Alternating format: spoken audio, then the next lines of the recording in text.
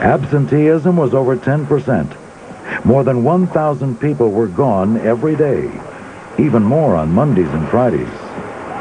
This significantly reduced the efficiency of the factory. Once again, Ford devised a solution. He created an incentive.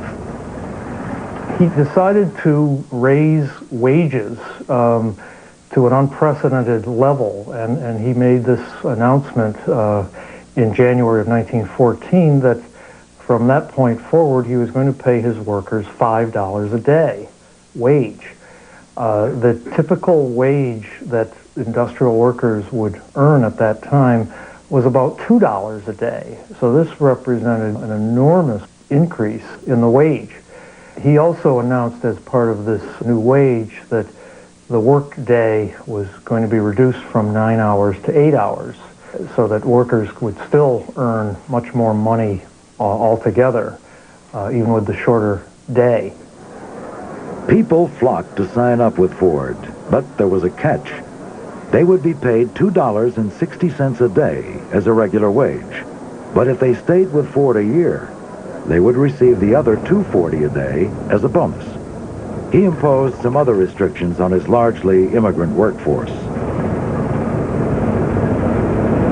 In order to qualify for the $5 a day, the employees had to learn to speak English. He set up schools and made sure they attended.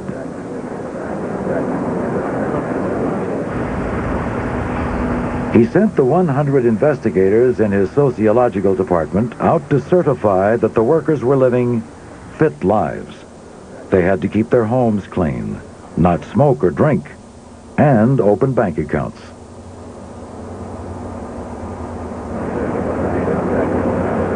He insisted that they all become citizens and disavow their cultural origins.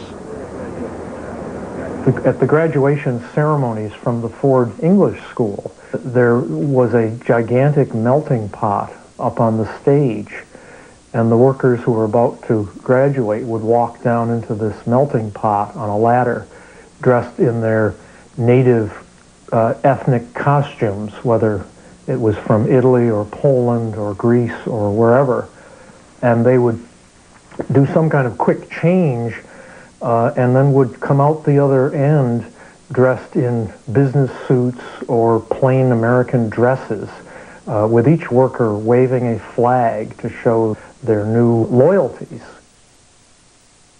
Henry Ford was not just building Model Ts, he was also building men, and he was really creating men that were in his own image. And in that sense, he really was trying to be a god.